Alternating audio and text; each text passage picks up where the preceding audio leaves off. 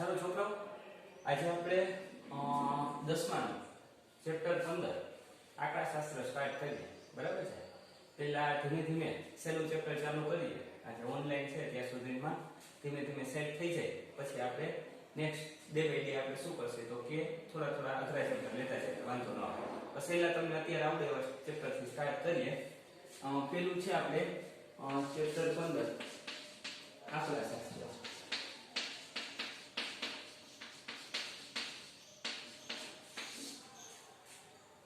હવે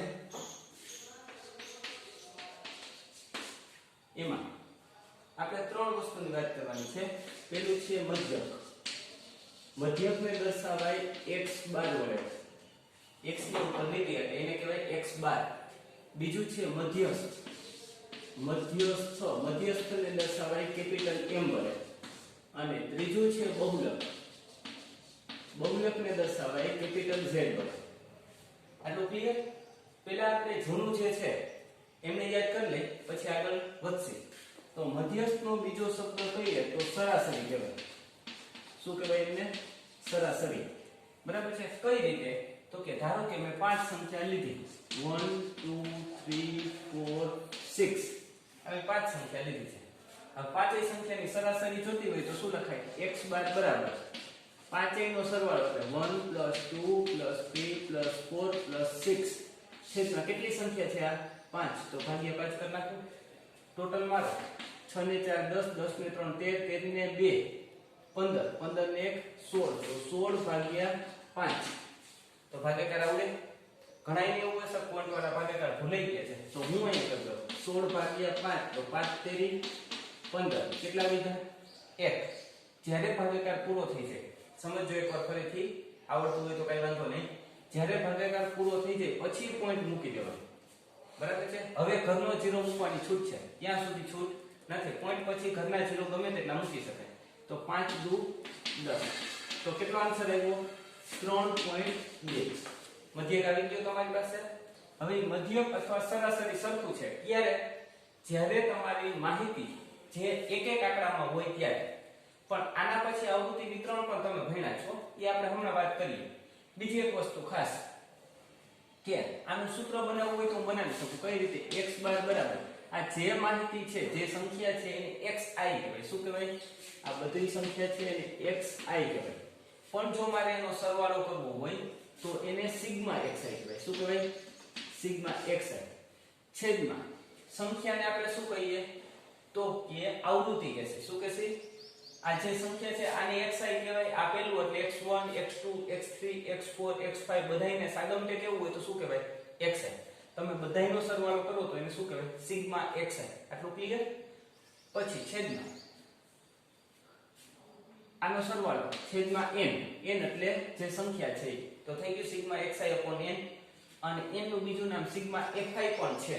તમે આમ પણ લખી શકો સિગ્મા xi છેદમાં સિગ્મા fi. આવૃત્તિની સંખ્યાનો સરવાળો. આ આવૃત્તિ કહેવાય. કેટલી આવૃત્તિ? 5 આવૃત્તિ. તો 5 લખ્યા એટલે સિગ્મા fi ડાયરેક્ટ કહી શકાય. બરાબર છે? વધારે ડિટેલમાં આપણે આગળ ભણતા જશું એમ થોડું થોડું તમને ક્લિયર થતું જશે. બીજી એક વસ્તુ જોવાની છે કે પેલું ક્લિયર થઈ ગયું મધ્યક એટલે સરાસરી, સિમ્પલ. બીજું છે મધ્ય. મધ્યસ્થ, મધ્ય એટલે વચ્ચે. તો વચ્ચે જે સંખ્યા આવતી ધારો કે 1 2 3 4 અને 6 એમાં વચ્ચે કોણ આવે? 3. તો એ આપણો શું થઈ ગયો? મધ્યસ્થ. આ ક્યારે? પછી હજી એક માહિતી આવી પણ મળે. 1 2 3 4 5 અને 6. તો અહીંયા સંખ્યા 5 હતી તો વચ્ચેની સંખ્યા મળી ગઈ તમને. બરાબર છે? પણ અહીંયા સંખ્યા 6 છે તો મધ્યસ્થ કેમ મળે? તો કે સિમ્પલ જોવાનું. પહેલા છેલ્લાને કેન્સલ કરતા જાવ. મધ્યસ્થ કોઈ દિવસ, હા ખાસ નોટ, મધ્યસ્થ કોઈ દિવસ ડાયરેક્ટ શોધવાનો નહીં. મધ્યસ્થ શોધતા પહેલા માહિતી જે હોય એને કાં ચડતા ક્રમમાં ગોઠવો અથવા ઉતરતા ક્રમમાં ગોઠવો. પછી જે વચ્ચેની સંખ્યા હોય એને તમારે શું કહેવાય? એનો મધ્યસ્થ. જો એક આંકડો હોય તો વાંધો નહીં, પણ આની જેમ વચ્ચે કાંઈ હોય જ નહીં તો જે વચ્ચે આવે, ધારો કે આ બે કેન્સલ થઈ ગયા પણ વચ્ચે કાંઈ ન આવ્યું તો એ લીટીની બે બાજુની સંખ્યા એટલે 3 અને 4 બે લઈ લેવાના અને એની સરેરાશ લેવાની. એટલે કે બેનો સરવાળો ભાગ્યા 2 કરવાનો. આટલું ક્લિયર? તો 3 + 4 એટલે કેટલા થશે?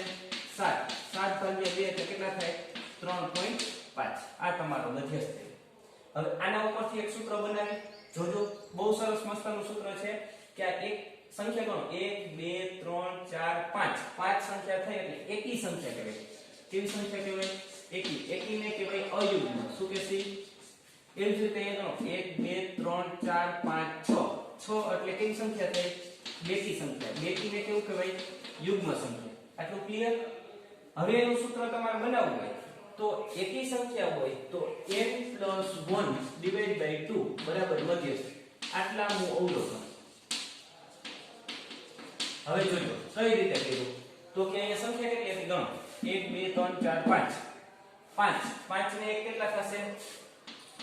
5 ને 1 કેટલા થાય? 6 6 ભાગ્યા 2 એટલે કેટલાનું અવલોકન? ત્રીજું અવલોકન. 3 ને ત્રીજું અવલોકન તો 1 2 ને ત્રીજું અવલોકન કોણ છે? 3. આવી ગયો મધ્યસ્થ. પણ જો આ બેકી સંખ્યામાં હોય તો આપણા મધ્યસ્થનું સૂત્ર થશે પેલા બેકી સંખ્યા છે તો એમાં આવશે n/2 નું અવલોકન પ્લસ n/2 + 1 નું અવલોકન ભાગ્યા 2. હવે તમે એમ કહેશો કે આગળ શું ચાલુ કર્યું છે? સિમ્પલ. બેકી સંખ્યા હોય સોરી એકી સંખ્યા હોય તો એકી સંખ્યાના અડધા થાય નો. તો એકી સંખ્યાને શેમાં ફેરવી નાખો? બેકી સંખ્યા. તો એકી સંખ્યા એટલે n એમાં એક ઉમેરી નાખો એટલે વત્તા 1 એટલે બેકી સંખ્યા થઈ ગઈ. પછી એના અડધા કરી નાખો તો કેટલા હતા? 5 5 ને 1 એટલે કેટલા થયા? 6 6 ના અડધા 3 તો ત્રીજી સંખ્યા આવી ગઈ. હવે એવી જ રીતે બેકી સંખ્યા છે તો ડાયરેક્ટ અડધા થાય જ. તો ડાયરેક્ટ અડધા થાય તો n/2 નું અવલોકન કર્યા અડધા. પણ આપણે બે સંખ્યા લેવી છે એટલે એક કઈ સંખ્યા તો કે 1 2 3 4 5 6 6 ના અડધા એટલે 3 તો એક તો ત્રીજી સંખ્યા લેવી છે પ્લસ હજી એના પછીની લેવી છે. સમજી કેમ શું કામ એવું કર્યું છે? કારણ કે વચ્ચે એવી સંખ્યા છે જ નહીં હકીકતે. તો આપણે તો 3 અને 4 વચ્ચેની જોઈ છે તો પહેલા ત્રીજું લીધું. હવે એના પછીની એટલે આને તમે n/2 કીધું. ત્રીજી કેવી રીતે મળી? n એટલે 6 6 ના અડધા 3 એના પછીની એટલે n/2 એમાં એક ઉમેરી દીધું એટલે ઈ ચોથું અવલોકન. તો ચોથું અવલોકન કેટલું છે અહીંયા જોઈ લો જરા. 4 જ છે તો 3 + 4 ભાગ્યા 2 એટલે કે 7 ભાગ્યા 2 તો કેટલા આવ્યા? 3 + 5. તો 3 અને 4 વચ્ચેની સંખ્યા એટલે કઈ તો કે દેશી ભાષામાં કઈ તો કેટલી આવે? 3.5 આવે. 3 અને 4 વચ્ચેની સંખ્યા કઈ આવે? 3.5. આથી ખબર પડી એક. તો મધ્યકનું સૂત્ર આપણે પહેલું બનાવી લીધું અહીંયા. થોડું ક્લિયર કરી નાખું એટલે તમને થોડું ક્લિયર થાય. પછી મધ્યસ્થનું સૂત્ર બનાવ્યું. મધ્યસ્થમાં બે ભાગ પાડી દીધા. કેના માટે? તો કે એક તો એકી સંખ્યા હોય તો એટલે જો સંખ્યા કેવી અયુગ્મ માટે અને બીજું જે સૂત્ર બનાવ્યું કેના માટે બનાવ્યું મેં? યુગ્મ માટે. યુગ્મ એટલે બેકી માટે. કેવી રીતે? તો કે પેલા બેકી હોય તો ભાગ્યા 2 કરી જ નાખવાનું અને એક એના પછીનું લેવાનું. બેકી હોય તો 2 વખત લેવાનું, એકી હોય તો એકવાર લેવાનું. પણ એકી સંખ્યા હોય એને ભાગ્યા 2 કરો તો નો થાય. એટલે એકી સંખ્યા માટે પેલા શું કરવાનું? +1 કરીને શેમાં ફેરવી નાખવાનું? બેકી સંખ્યામાં ફેરવવાનું. ખાસ ભૂલતા નહીં. છેલ્લું બહુલક. બહુ એટલે વધારે. બરાબર છે? બહુ એટલે શું છે? વધારે. બહુનું નથી કહેતો, બહુનું કહું છું, ધ્યાન રાખજો. તો બહુલક એટલે વધારે. તો વધારે વખત રિપીટ થાય. ધારો કે આપણી માહિતી છે 1 2 3 4 5 આવી માહિતી છે. તો આમાં જોવાનું વધારે વખત રિપીટ સંખ્યા કઈ થાય છે? તો કે અહીંયા દેખાય છે બે કેટલી વખત રિપીટ થયા? 2 વખત. તો બહુલકને ઝેડ કહેવાય. શું કહેવાય? ઝેડ. જે વધારે રિપીટ થયા હોય લખી નાખવાનું 2. સિમ્પલ. તો મધ્યક, મધ્યસ્થ અને બહુલક એની થોડીક ઉપરની ઝલક ફરીથી એકવાર વંશ આપણે શું કહીએ? વંશમાં. બરાબર છે? તો રિપીટ કરીએ. કેમ કરાય? તો કે સિમ્પલ ભાષામાં ફરીથી મધ્યકને શું શેના વડે દર્શાવાય? x બાર વડે. મધ્યકનું બીજું સમાનાર્થી નામ શું? સરાસરી. કઈ રીતે ગોતાય? તો કે x બાર બરાબર બધી માહિતીનો સરવાળો છેદમાં સંખ્યા એટલે σxi/n એવું કહી શકાય. અથવા બીજું નામ σxi/fi. આટલું અત્યારે યાદ રાખજો. પછી વધારે આગળ આવશે એટલે કહીશ. બીજું મધ્યસ્થ. મધ્ય એટલે વચ્ચેનું. તો વચ્ચેનું જોતું હોય કેવી રીતે? તો કે જોવાનું એકી સંખ્યામાં માહિતીનો ટોટલ છે એકી છે કે બેકી છે? જો એકી સંખ્યામાં હોય તો એકી ભાગ્યા 2 કરશો તો થશે નહીં. અવલોકન તો ન આવે ને. અવલોકન પહેલું, બીજું, ત્રીજું, ચોથું એમ આવે. 3.5 નું અવલોકન તો કઈ આવવાનું નથી. તો એકી સંખ્યા હોય તો +1 કરવાના પછી ભાગ્યા 2 કરવા એટલે બેકીમાં ફેરવવાનું. પણ જો બેકી સંખ્યા હોય તો બે માહિતી આવશે. એમાં પહેલા ભાગ્યા 2 કરીને લઈ લેવાનું અને એક જે લ્યો એના પછીનું અવલોકન લેવાનું. બરાબર છે? અહીં ખાસ ધ્યાન રાખજો n/2 + 1 છે. n + 1/2 નથી. આ બે જુદું છે, યાદ રાખજો. હરખું બરાબર, એને ભાગ્યા 2 કરશો એટલે એકી સંખ્યા માટે આવી ગયું. એકી સંખ્યાને અયુગ્મ કહેવાય, બેકી સંખ્યાને શું કહેવાય? યુગ્મ. છેલ્લું છે બહુલક. બહુલકને શેના વડે દર્શાવાય? z વડે. બહુલક એટલે સૌથી વધારે વાર જે રિપીટ થતું એને શું કહેવાય? બહુલક. તો અહીંયા જે માહિતી આપી છે એમાંથી વધારે વખત રિપીટ કોણ થાય છે? 2. તો z બરાબર આપણે કેટલા લીધા છે? 2. રેડી? તો અત્યારે મધ્યક, મધ્યસ્થ અને બહુલક આ ત્રણની આછા પાતળી આપણે ઝલક જોઈ. અને ત્રણ વચ્ચે કઈ સંબંધ ખરો? હા, એક સૂત્ર છે. સૂત્ર યાદ રાખજો ખાસ, મોસ્ટ આઈએમપી સૂત્ર 10મા માટે. z બરાબર 3m 2x બાર. z એટલે શું છે? બહુલક. m એટલે શું છે? મધ્યસ્થ. અને x બાર શું છે? મધ્યક. તો z બરાબર 3m 2x બાર. આ એનું સૂત્ર છે. ત્રણેય વચ્ચે મધ્યક, મધ્યસ્થ અને બહુલક વચ્ચેનો સંબંધનું સૂત્ર.